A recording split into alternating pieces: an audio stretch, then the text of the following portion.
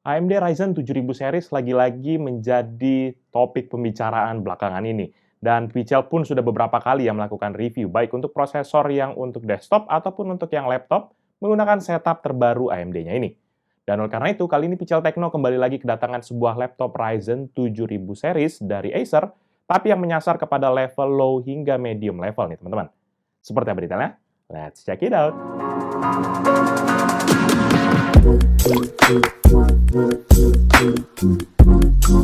Halo guys, balik lagi bersama Pichel dan kali ini kita akan nge-review sebuah laptop dengan nama Acer Aspire 3 Slim dengan kode A13423M R24X. Laptop ini punya spesifikasi sebagai berikut. AMD Ryzen 3 7320U prosesor, RAM 8GB LPDDR5 dual channel 5,5 GHz, storage SSD NVMe berkapasitas 512GB, integrated GPU AMD Radeon 610M dengan sharing memori sebesar 512MB, dan layar TN panel 14 inch 6-bit dengan resolusi 1366x768 atau WXGA dan refresh rate sebesar 60Hz.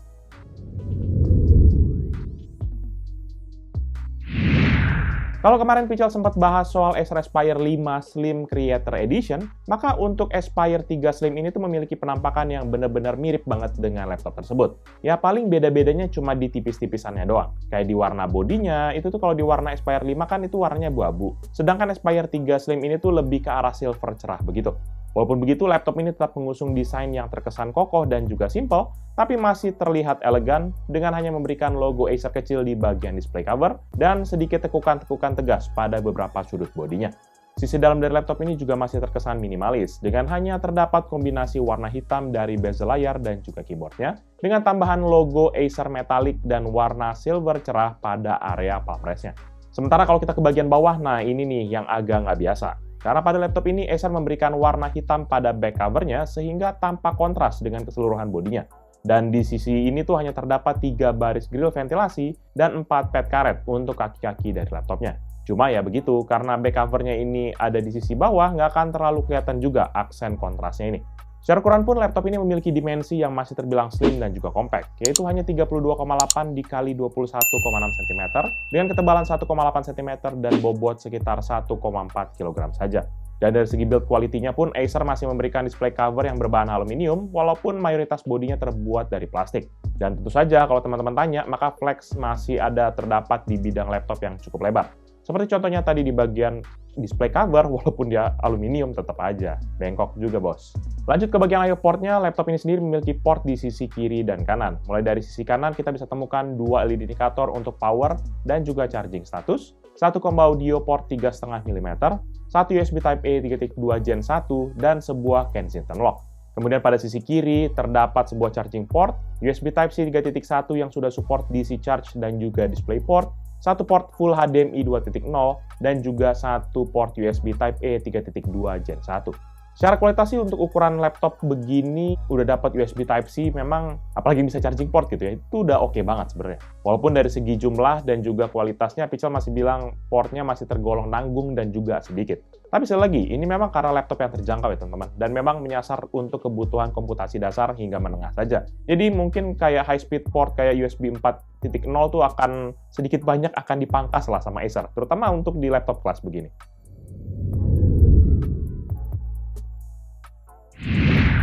Selanjutnya pada bagian layar, laptop ini sendiri menggunakan layar TN panel dengan matte finish seluas 14 inci dengan aspek rasio 16:9, resolusi WXGA atau 1366x768 pixel, dan refresh rate sebesar 60Hz. Panel ini diproduksi oleh Chimay Innolux dengan kode CMN142E atau N140BGA-EA4 yang memiliki color depth 6-bit dengan color akurasi 50% DCI-P3, 68% sRGB, dan 51% Adobe RGB.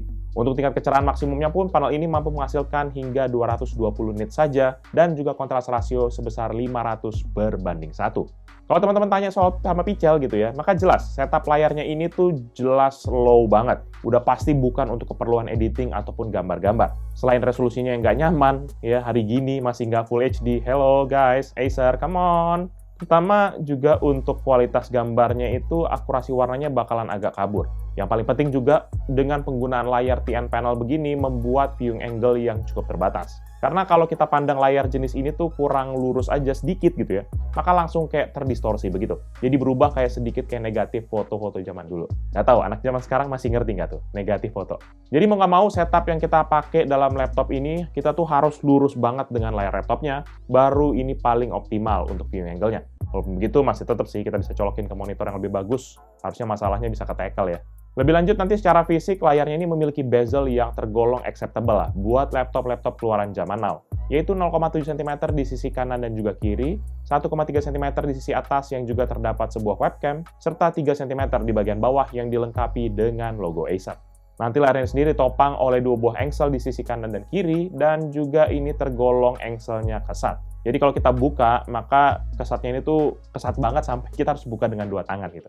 Dan saat terbuka pun layarnya ini mampu membuka hingga 140 derajat yang diikuti dengan terangkatnya bagian belakang laptop sebanyak 3 derajat. Bukan layarnya memang lumayan lebar ya, tapi nggak ada gunanya juga. Apalagi ini bukan touchscreen. Buat apa juga sampai selebar itu? Apalagi viewing angle-nya terbatas kan. Agak gedean dikit udah langsung ke distorsi.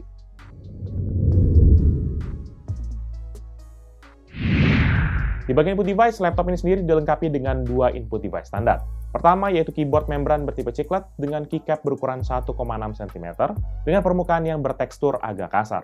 Mungkin ini maksudnya biar jari-jari kita nggak kepleset pas ngetik cepat. Tapi sayangnya keyboard laptop ini tuh tidak dilengkapi dengan backlight. Jadi ujung-ujungnya agak susah kalau kita mau pakai laptop ini di tempat yang kurang terang. Sementara kalau dari segi pemakaian keyboardnya sih, feedback key-nya ini terasa empuk dan juga tactile. Cuma suara typingnya itu masih kedengeran banget dan memang nggak sampai level berisik-berisik amat. Tapi tetap aja sih berasa agak keganggu mungkin teman-teman sekitar. Buat yang penasaran, berikut ini deh adalah contoh suara feedback dari keyboard laptop ini. Check this out.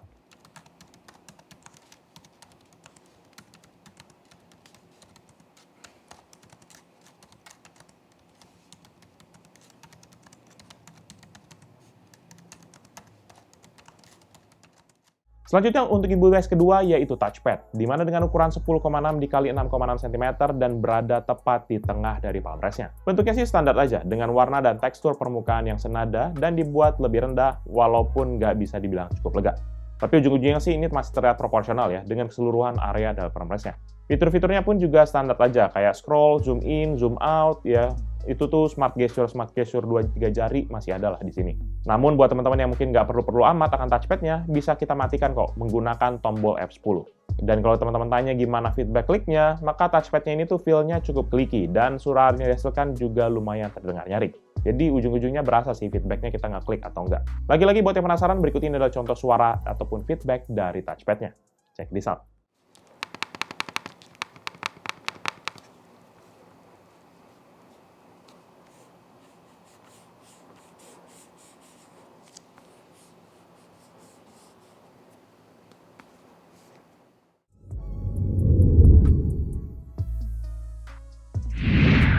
Di bagian performa, laptop ini sendiri sudah dilengkapi dengan prosesor terbaru dari AMD yaitu Ryzen 3 7320U yang memiliki fabrikasi 6 nanometer, konfigurasi 4 core dan juga 8 thread, serta TDP sebesar 15 watt.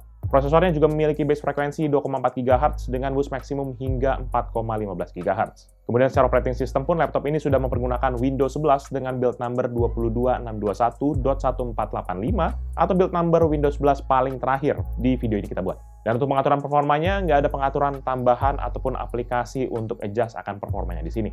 Oleh karena itu, untuk menguji akan performa laptop ini, kita akan langsung aja menjalankan beberapa benchmark untuk menguji sejauh mana kemampuan laptop ini. Dan dalam pengetesan kita lakukan, laptop ini kita tetap colokkan kepada adaptor listrik agar tetap dapat hasil maksimum. Pertama dengan Cinebench R23, dan dalam satu kali pengujian menghasilkan skor 5043 poin untuk CPU multicore dan 1128 poin untuk CPU single core, sehingga menghasilkan MP ratio sebesar 4,47 kali. Sementara untuk Cinebench R20 dan dalam 3 kali pengujian, laptop mendapatkan skor rata-rata 1937 poin. Ini dia perbandingan dengan laptop dan PC yang Pixel pernah review.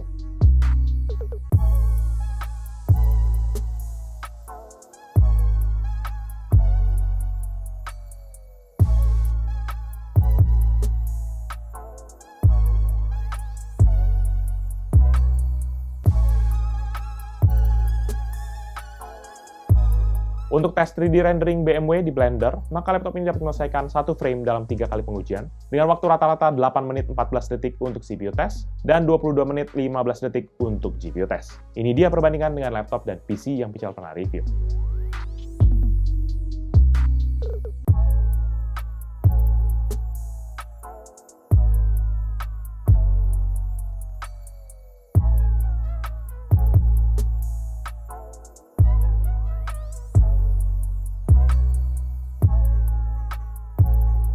Untuk tes rendering Pichal Premiere Benchmark di Adobe Premiere, maka laptop ini berhasil merender project 15 klip 4K dengan format H264 dan juga preset Quality 4K dalam waktu 13 menit 10 detik. Ini dia perbandingan dengan laptop dan PC yang Pichal pernah review.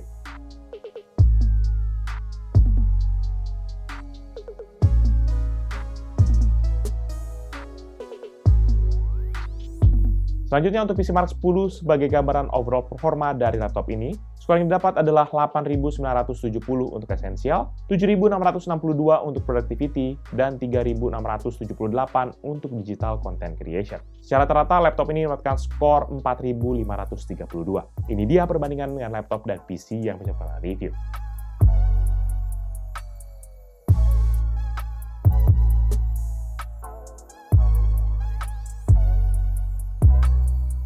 Di sektor grafis, laptop ini sendiri hanya memiliki integrated GPU, yaitu AMD Radeon 610M, yang memiliki 2 computation unit dan terdiri dari 128 Unified Pipeline, serta frekuensi yang up to 1,9 GHz dan sudah menggunakan arsitektur RDNA 2. Dan dalam pengetesan GPU menggunakan 3D Mark x Pi, maka untuk integrated GPU-nya ini mendapatkan skor 522 dan CPU skor sebesar 3.399, sehingga rata-rata skor adalah 597.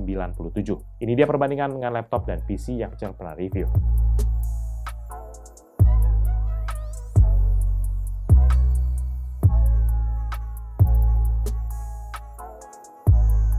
Selanjutnya kita langsung tes menggunakan serangkaian game. Di sini tuh catatannya, karena resolusinya tuh nggak terlalu gede, awalnya memang Pichal mau tes di native resolution aja. Tapi untuk mencapaikan rata-rata frame rate 60 fps, maka hasilnya agak terlalu fluktuatif. Oleh karena itu Pichal putuskan untuk set semua game di resolusi layar 1280x720 atau HD dengan beragam setting pada gamenya.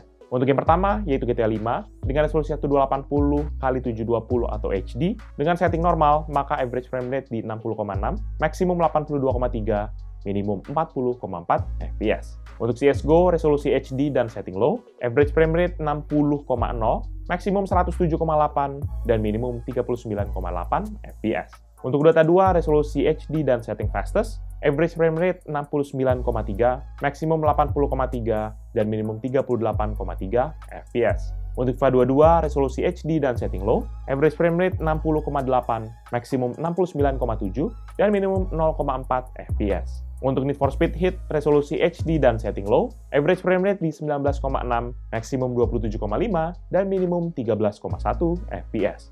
Untuk The Sims 4, resolusi HD dan setting low, average frame rate di 93,2, maksimum 141,5, dan minimum 56,9 fps. Terakhir, untuk Genshin Impact, resolusi HD dan setting lowest, average frame rate di 88,2, maksimum 104,7, dan minimum 73,9 fps. Sementara kalau kita fokus di bagian storage, maka sudah ada SSD NVMe 512GB dari Micron 2450 yang menggunakan interface PCIe 3.0. Dan untuk menguji kecepatan storage-nya via Crystal Diskmark, maka untuk sequential 1MB dengan 8 tas 1 thread sebesar 1,8 GB per second untuk membaca data dan 1,7 GB per second untuk menulis data. Sedangkan untuk urusan data kecil random 4 KB dengan 1 tas 1 thread ada di 54,6 MB per second untuk membaca data dan 163,7 MB per second untuk menulis data. Gimana menurut teman-teman? Sudah mulai gerah nggak dengan hasil benchmark yang sudah Pichal paparkan barusan? Kalau dari kesimpulan sementara dari Pichal sih, sebenarnya result yang low ini ataupun tergolong rendah ini tuh sebenarnya imbas dari kapasitas RAM yang pas-pasan. Karena kalau teman-teman tahu tadi kan, RAM-nya cuma 8 GB aja. Jadi agak kurang memadai lah buat memenuhi kebutuhan komputasi. Plus juga kebutuhan akan memori GPU-nya. Walaupun ujung-ujungnya ini sebenarnya udah dual channel ya. Nggak kebayang kalau ini masih belum dual channel, bakal lebih bottleneck lagi. Dan dibalik dari performa GPU-nya tersebut, laptop ini sendiri nanti hanya dilengkapi dengan sebuah kipas yang terhubung dengan heat pipe tunggal, di mana nanti ini akan bertugas membuang udara panas keluar dari lubang-lubang exhaust di bagian eksel layar. Dan untuk menguji kemampuan coolingnya, maka laptop ini dites dalam ruangan ber-AC dengan suhu sekitar 22 hingga 24 derajat Celcius, balance mode, dan tetap tercolok pada adaptor listrik. Dalam keadaan idle, laptop ini berada di range CPU usage 1,4%, temperatur 39 derajat Celcius, daya 1,6 watt, dan frekuensi di 2 GHz, yang sempat sesekali spike hingga ke level 3,4 GHz. Kemudian saat kita stress test dengan idle 4, maka frekuensi prosesornya naik ke 3,9 GHz, temperatur 73,8 derajat, dan daya 23 watt. Nanti kondisinya hanya berselang sekitar 20 detik aja, dan frekuensinya langsung turun sedikit ke level 3,8 GHz, dan power di 22,8 watt. Sementara untuk suhu naik menjadi 90 derajat Celcius. Keadaan ini nggak ngalamin pergerakan yang terlalu ekstrim ya teman-teman, dan malahan cenderung stabil selama pengetesan. Dan setelah itu kita akhiri pengetesannya dengan skor final frekuensi di 3,8 GHz, temperatur 87,8, dan power di 22,2 watt, dengan total durasi 22 menit dan 20 detik. Kemudian untuk suhu bodi laptopnya pun dalam kondisi testing Better Modern Office di mode balance sebagai simulasi pemakaian harian, maka setelah 1 jam pengetesan, suhu panasnya ini terfokus di area exhaust di bagian engsel layar yang menyebar hingga ke permukaan keyboardnya. Nanti di titik ini panasnya rata-rata berada di 31,3 derajat, maksimum 33,3, minimum 29 derajat Celcius. Dan pada sisi bawah laptop, panasnya terfokus di area chip CPU dan GPU-nya, di mana pada titik ini panasnya rata-rata 33,5, maksimum 36,6, dan minimum 31,2 derajat Celcius. Kemudian di skenario kedua, pada saat stress test, maka panas pada permukaan laptop terfokus di area yang sama dengan pengetesan sebelumnya, di mana di area ini panasnya rata-rata 40 derajat, maksimum 46,9, dan minimum 33,5 derajat Celcius. Sementara sisi bawah laptop, panas terfokus juga pada area yang sama dengan pengetesan sebelumnya, di mana pada titik ini memiliki panas rata-rata 51 derajat, maksimum 61,8, dan minimum 40,3 derajat Celcius. Kalau ditanya suhu panas yang terdeteksi pada bodi ini tuh masih tergolong aman lah menurut Pichel. Selain karena kita setting laptopnya pada mode balance, maka material plastik ini juga pun jadi sebagai isolator lah. Sehingga bagian internal laptopnya tuh panasnya nggak akan langsung terlalu keluar.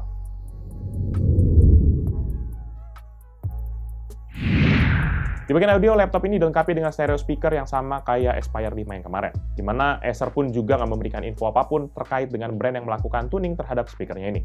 Dan driver speakernya pun terletak di bagian bawah laptop yang menghadap kepada kiri dan kanan dari laptopnya, dengan produksi suara yang jernih tapi kerasa kering, karena efek bassnya nggak kedengeran sama sekali. Lalu saat kita uji di full maksimum, maka speakernya dapat menghasilkan suara rata-rata 85,7 desibel, dengan maksimum hingga 91,9 desibel. Buat yang penasaran, berikut ini dia, contoh suara audio dari speaker laptop ini. Check this out.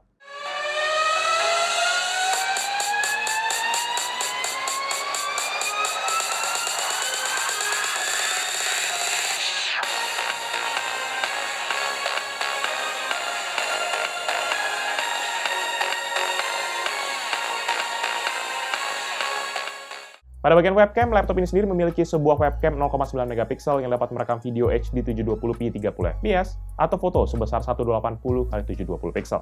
Nanti saat dioperasikan akan ada indikator berwarna putih di samping kanan dari webcamnya. Dan webcam laptop ini pun juga sudah menggunakan fitur TNR ataupun Temporal Noise Reduction dari Acer yang katanya sih bisa mengurangi grain ataupun noise pada tangkapan kamera terutama dalam keadaan low light. Sementara untuk mikrofonnya pun juga sudah ada teknologi Acer Purified Voice sebagai noise cancellation-nya. Dan kalau buat teman-teman yang penasaran gimana impact dari dua hal yang tadi, mending teman-teman langsung lihat aja deh contoh hasil video dari webcamnya. Check this out. Ya halo guys, ini dia hasil webcam dari laptop Acer Aspire 3 Slim A314 23M R24X. Nah, ini kameranya ada di settingan webcam 0,9 megapiksel dan merekam di video HD 720p 30 fps atau foto sebesar 1280 x 720 piksel. Ini dalam kondisi di luar ya guys ya. Kita bergeser nih guys ke tempat yang rada gelap atau low light ya. Kira-kira seperti ini guys. Ini juga mikrofonnya sudah pakai teknologi Acer Purified Voice ya guys ya. Selanjutnya di bagian konektivitas, laptop ini sendiri sudah ada Wi-Fi chip dari MediaTek dengan kode MT7663 yang support Wi-Fi 5.802.11ac dan Bluetooth versi 5.0. Wi-Fi chipnya juga sudah support akan dual frekuensi, yaitu 2,4 dan juga 5 GHz. Tapi sayangnya laptop ini nggak dilengkapi dengan port Ethernet. Jadi seperti biasa teman-teman bisa gunakan USB hub ataupun Ethernet adapter kalau memang butuh banget untuk jalur LAN-nya.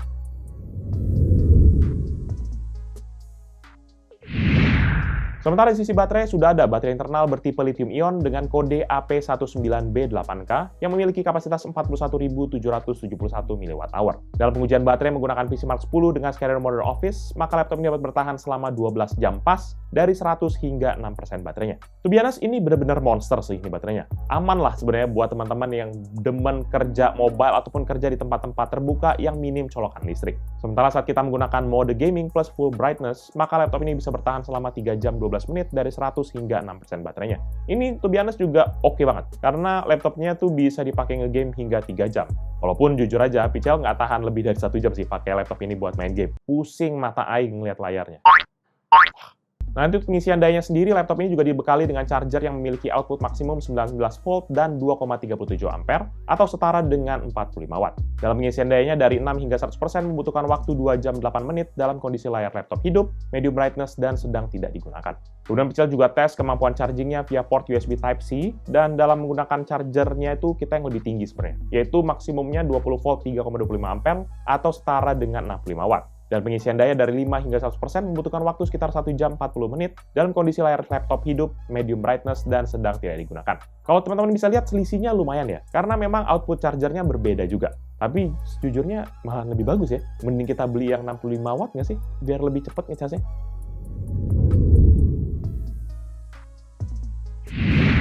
Terakhir di bagian upgrade, sayangnya laptop ini minim banget di bagian upgrade. Karena pada internalnya sendiri hanya tersedia satu slot NVMe 2280 atau yang paling panjang, yang saat ini sudah terisi dengan modul SSD NVMe tipe 2280 dengan kapasitas 512 GB. Jadi opsi upgrade yang ditawarkan hanya mengganti modul NVMe yang ada kepada modul dengan kapasitas yang lebih besar. Sementara di bagian memori, laptop ini hanya dilengkapi dengan integrated RAM LPDDR5 dual channel sebesar 8 GB. Jadi kita nggak bisa nambah tuh akan kapasitas RAM yang sama sekali, yang imbasnya akan kemampuan komputasi laptop ini jadi sangat terbatas. Karena kalau kita paksa buat kerja keras, ujung-ujungnya memorinya sudah pasti akan kena efek bottleneck. Selebihnya nggak ada lagi opsi upgrade untuk laptop ini. Overall, menurut dapet pribadi Pichel, laptop Acer Aspire 3 Slim A31423M-R24X adalah laptop yang bisa teman-teman pilih sebagai partner lah, terutama buat teman-teman yang mau nyobain kinerja prosesor terbaru dari AMD, tapi masih mikir-mikir buat ngerogoh kocek yang terlalu dalam. Jadi kalau teman-teman mungkin cuma menggunakan laptop ini nanti sebagai alat komputasi yang ringan-ringan aja, udah pasti laptop ini jadi salah satu best recommendation. Karena memang target marketnya dari laptop ini lebih ke arah pelajar sekolah ataupun mahasiswa yang nggak butuh-butuh banget laptop dengan spek yang terlalu tinggi-tinggi amat. Sementara dari segi harga, laptop ini sendiri dibanderol dengan harga mulai dari 7 jutaan aja di Acer Online Shop ataupun online marketplace resmi dari Acer lainnya. Harganya sebenarnya masih masuk akal menurut Pichel. Tapi kalau misalnya mau teman-teman lebih murah lagi, sebenarnya teman-teman bisa referensi kok ke laptop spek prosesor Ryzen 7000 series yang di kelas consumer yang udah Pichel review sebelumnya, atau klik link di atas ini, coba bisa aja. Dan nanti buat teman-teman yang mungkin berminat dengan produk ini atau mau cek produknya, bisa cek di description yang Pichel akan tulis di bawah ini. Jangan lupa juga untuk like dan share video ini, plus kunjungi sosial media dari Pichel Techno dan Pichel Media Group, seperti Facebook, Twitter, Instagram, TikTok, Hello, dan website kita, yaitu pichelmediagroup.com. Dan teman-teman bisa juga kunjungi YouTube channel kita yang bahas soal game, yaitu Pichel Main Game, ataupun channel satu lagi yang meliput cerita di belakang dari Pichel, yaitu PNG Fans. Jadi itu dia video dari Pichel kali ini. Thank you guys for watching. I'll see you in the next video. Bye-bye! Tapi jadi rame ya, 7000 series. Yang ini habisnya sebelumnya. Seru sih.